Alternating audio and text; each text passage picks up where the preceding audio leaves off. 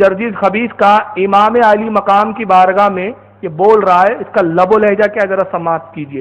ابلیس کو نہیں برا بول سکتے، لیکن امام حسین نبی کے نواسوں کو اس لب و لہجے میں بولنا جائز ہے. ذرا سنیے اس کو.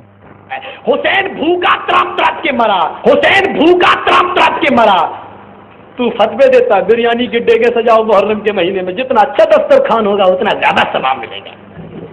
دسترخوان سجاؤ، یہ غم منانے کا انداز ہے، یہ ماتم کرنے کا انداز ہے. ارے میرا باپ اگر مر جائے اور تم اس میں غم میں شریک ہوتے ہو تو میں کھانا نہیں کھاؤں تو تم بھی نہیں کھاؤ، یہ ہے غم. ارے آپ کے باپ مر جائیں تو میں آپ کے غم میں شریک ہونا چاہتا ہوں. کیا آپ کا کاروبار بند ہے تو کیا میں اپنا کاروبار چالو کروں گا؟ نہیں نہیں، آپ کا کام بند ہے تو میں بھی رکھوں گا، تبھی تو غم ہوگا.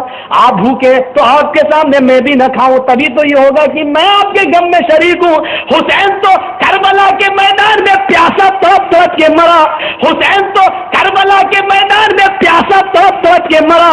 وہ لوگوں، وہ تو پیاسا تڑپ تڑپ کے شہید ہو گیا اور تم راستوں میں جام لگا لگا کر شربت کے جام پلاؤ. تم شربت پلاؤ. ذرا مجھے بتاؤ، کسی کا باپ مر جائے اور تم کھانا لٹاؤ، یہ خوشی منانے کا بہانہ نہیں ہے تو اور کیا ہے؟ لب و لہجہ دیکھے، اس کے لیے امام علی مقام کے لیے شہید ہو گیا لفظ نہیں مل رہا ہے. کیا ہے؟ حسین پیاسا تڑپ تڑپ کر مر گیا. یہ لب و لہجہ ہے ان کا. اور دلیل کیا دے رہا ہے؟ سب سے پہلی بات یہ کہ رسول اللہ کی حدیث ہے کہ 3 دن سے زیادہ کسی کا غم نہ منایا جائے.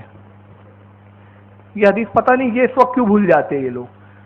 اچھا، اب اگر تم کو شکایت ہے کہ ہم بریانی کی ڈیگے کھلاتے ہیں، محرم میں شربت پلاتے ہیں، تو ٹھیک ہے نا، یہ ہمارے کو مبارک، تم غم منایا کرو، ماتم تم کر لیا کرو. مگر تم تو ماتم نہیں کر رہے، یزید کا ذکر کرنے بیٹھ جا رہے ہو. تم تو ذکر یزید کرنے میں ملوث ہو گئے ہو. اور ہم شربت کیوں پلاتے ہیں معلوم ہے؟ کیوں پلاتے ہیں شربت؟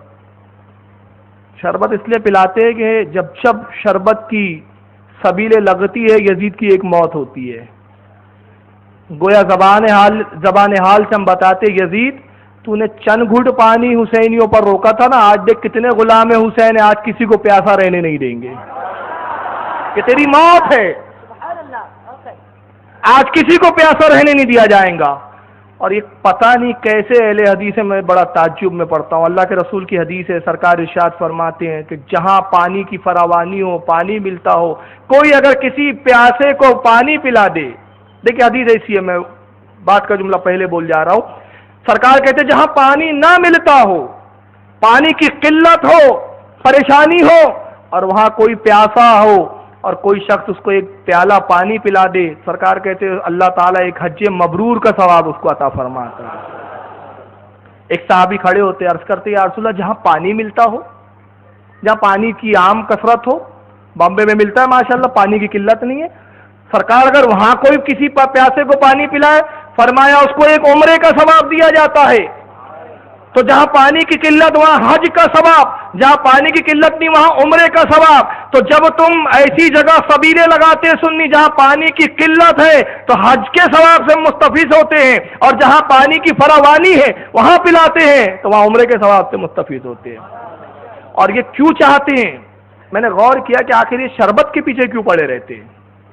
پرابلم کیا ہے ان کو شربت کا؟ ارے بھائی ٹھیک ہے، حسین حق پر تھے تو ہم حسین کے نام سے شربت پلاتے، تم یزید کے نام سے کوئی سبیل لگاؤ، لکھو سبیل یزید. دیکھو کتنے جوتے ماریں گے لوگ تم کو. اسی پانی میں ڈبا ڈبا کے نہیں مارے تو پھر نام بدل دینا. تم بھی تو کچھ کرو. اب دیکھیے ایک بات بتا رہا ہوں، یہ کیوں چاہتے نہیں ہیں کہ ہمارے بچے، ہمارے نوجوان شربتوں کی سبیلیں لگائیں، پانی کی سبیلیں لگائیں؟ میرے سمجھ میں آیا کیوں نہیں چاہتے. یہ اتنا شاطر فرقہ ہے. ہمارے بہت سے جو چھوٹے بچے ہوتے ہیں نا، میں نے دیکھا ہے بامبے میں، ناگپور میں، ہر جہاں میں گیا ہوں محرم کے موقع پر، وہ چھوٹے چھوٹے بچے جن کو شریعت دین اتنا زیادہ نہیں سمجھتا، بچے ہوتے ہیں مگر ان کے جذبات ہوتے ہیں کہ بھائی امام حسین کے نام پہ کچھ کرنا ہے.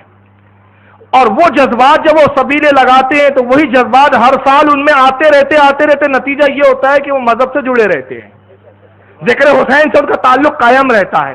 وہی بچے آپ میں سے کئی ہوں گے جو آج اس جلسے کے بانی ہے مگر اپنے بچپنے میں انہوں نے سبیلیں لگائی ہوں گی.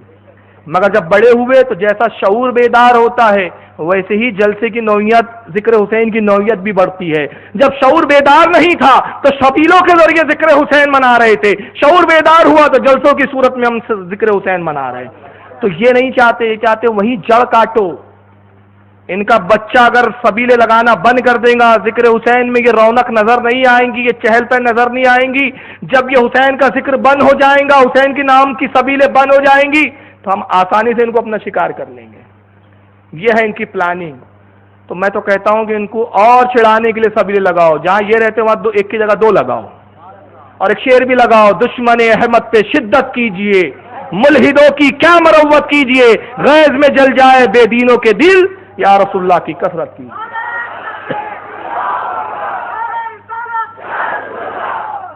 اور اس نے ایک بار بول کے جرجس نے اپنا عقیدہ بتا دیا کہ میرا عقیدہ کتنا باطن ہے۔ بولتا حسین پیاسا تڑپ تڑپ کے مرا، اے لوگوں تم غم منانے کی بجائے سبیلے لگاتے ہو۔ میں نے کہا تیرے نزدیک حسین مرا ہوں گا، ہمارے نزدیک حسین زندہ ہے۔